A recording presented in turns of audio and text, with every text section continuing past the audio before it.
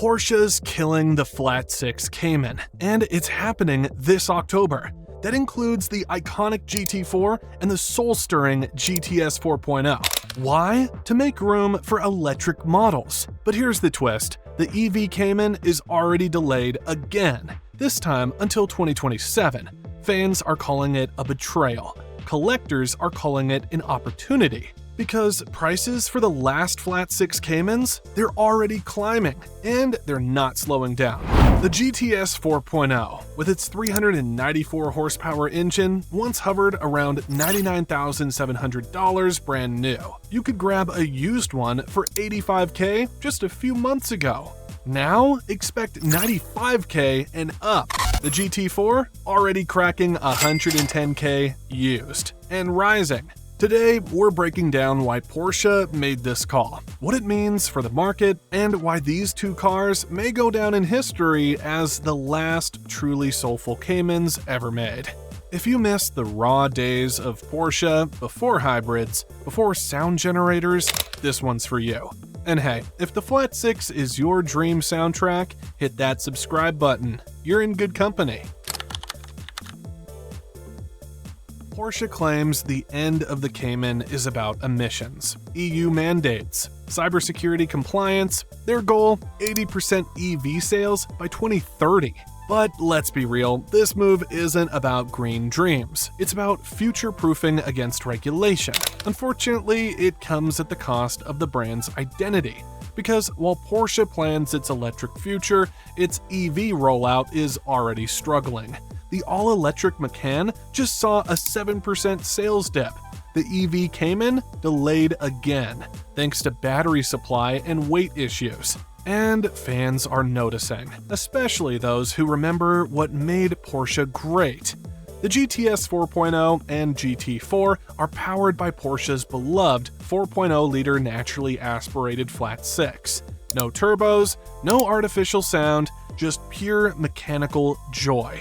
The GTS makes 394 horsepower, revs to 7,800 RPM, and comes with your choice of a crisp 6-speed manual or the lightning-fast PDK. The GT4, that one's a track-focused beast, 414 horsepower, with suspension geometry pulled straight from the 911 GT3. It screams, it grips, and it's already out of production. And it's not just North America feeling the loss. In Japan, where manual sports cars are practically sacred, GTS 4.0 imports are spiking. One analyst even called it the last Porsche with a heart. Porsche fans have been here before. When the 993 ended, when the 997.2 GT3 bowed out, when the Cayman R became a collector gem. But this time feels different.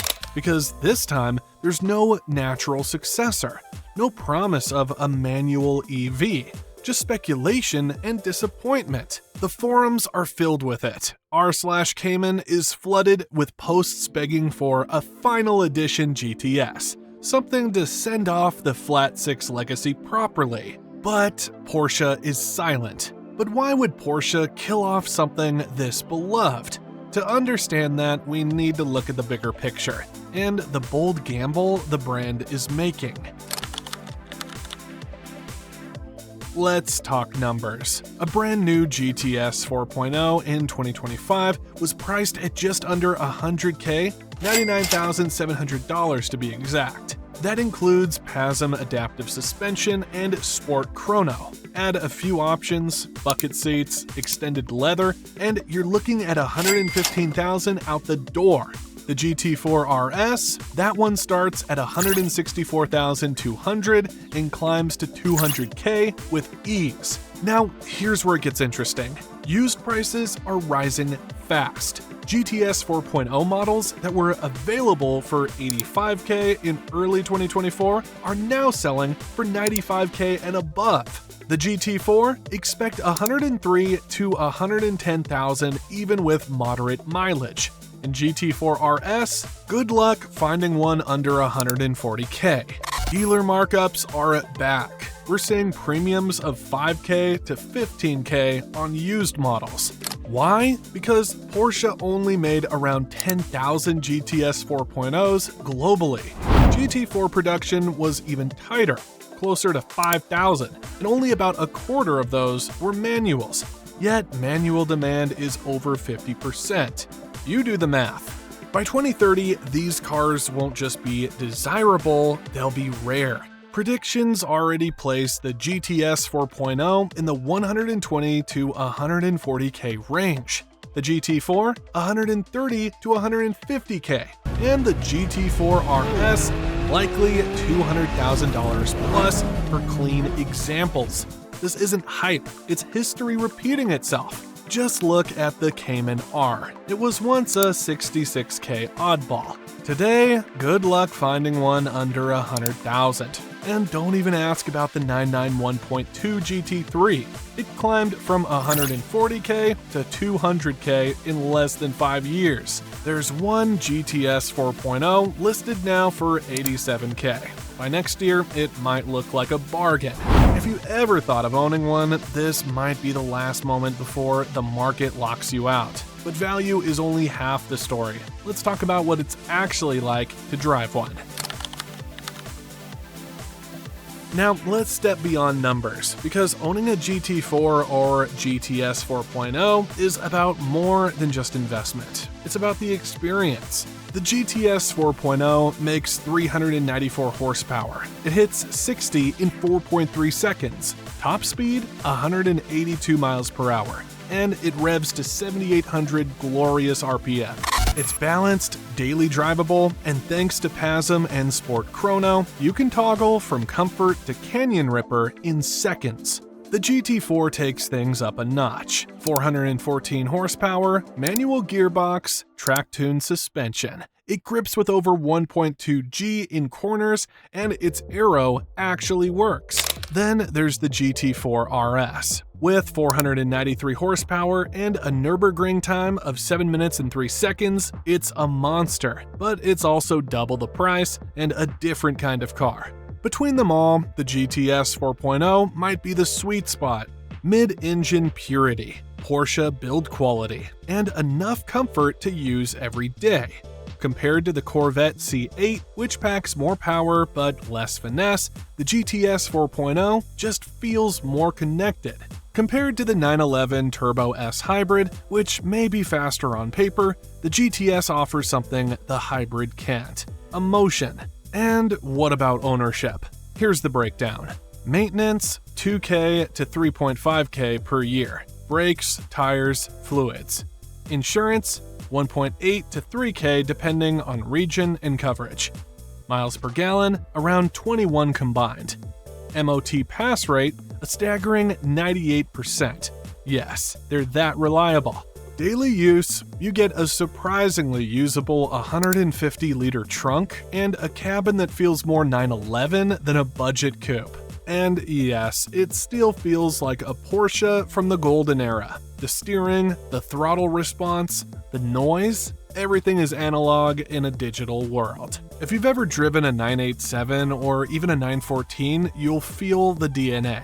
This isn't just nostalgia, it's Porsche engineering at its most honest. And if you're looking to buy used, get a proper inspection, especially for PASM health, clutch wear, and alignment. A $1,000 PPI can save thousands. Because the truth is, the GTS 4.0 and GT4 aren't just great cars, they're future classics in real time. But there's a deeper dynamic unfolding beneath the numbers and performance figures, a paradox that's played out before in Porsche history. But before we dive into that, please subscribe and like the video. When Porsche announces the end of a flat six, something strange always happens. Demand doesn't just stay steady, it spikes. And it doesn't happen while the car's in showrooms. It happens after the curtain falls. We saw it with the air-cooled 993, which Porsche fans now treat like a sacred relic. We saw it with the Cayman R, once overlooked, now a cult hero. And now it's happening again with the GT4 and GTS 4.0. There's something about finality that triggers urgency. Once enthusiasts know a flat 6 Cayman will never be made again, the car's entire identity transforms. Suddenly, a manual GTS 4.0 isn't just a great sports car, it's a time capsule. The GT4 becomes less of a track toy and more of a last chance. Even people who weren't shopping Porsches a year ago are now scrolling listings, calculating payments, texting sellers. It's the scarcity effect, playing out in real time. Because when something this pure and analog begins to disappear, it becomes more than a car. It becomes emotional real estate. It becomes nostalgia with a VIN. And here's the twist. Porsche didn't raise demand by adding tech or improving performance. They raised demand by removing the option entirely. That absence made it iconic. And that's why this moment is so rare. You're not just witnessing the end of a production line. You're witnessing the start of a legend. The market will remember this transition, so will the community. And years from now, people will talk about the last flat 6 Caymans the way we talk about the 993, with reverence. And to truly feel why that reverence exists, you have to hear it. So let's hit the road because the engine has a few things to say. You're on a winding back road. Third gear, 5,000 RPM. The flat 6 growl builds. Not aggressive, but symphonic. You stay in it. 6,000, 7,000, 7,800 RPM. Shift. The next gear clicks in like it's reading your mind. The car rotates beneath you, fluid, confident. Mid-engine balance does its thing. And suddenly, you're not driving a car, you're wearing it. This isn't about lap times or launch control. It's about feel. And that's why the GTS 4.0 is beloved. Not because it's the fastest, but because it's the most alive. Sure, the GT4 is more focused. The GT4 RS is quicker, sharper, louder. And the 911 Turbo S Hybrid, it's objectively better in many ways. But none of them sound like this. None of them deliver this level of mechanical intimacy. None of them feel this pure. That's why October 2025 cuts deep. With production of both the GT4 and GTS 4.0 ending, this chapter is closing for good. Used prices are climbing, inventory is thinning out, and Porsche, they're moving on. So let's recap. GTS 4.0, $99,700 new, now $85K to $95K used. Headed for $120K plus by 2030. GT4, $95K to $110K today, easily $130,000 plus in a few years. Porsche's EV future, delayed, uncertain, and missing the magic. If you've ever wanted one, now's the time.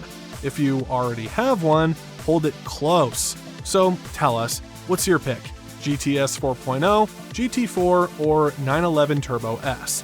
Drop it in the comments. And if you love flat 6 storytelling, hit subscribe. Next up, GT4 RS Chase versus GTS 4.0 Track Rip. This is the final flat 6 Cayman era. Don't just watch it fade, drive it.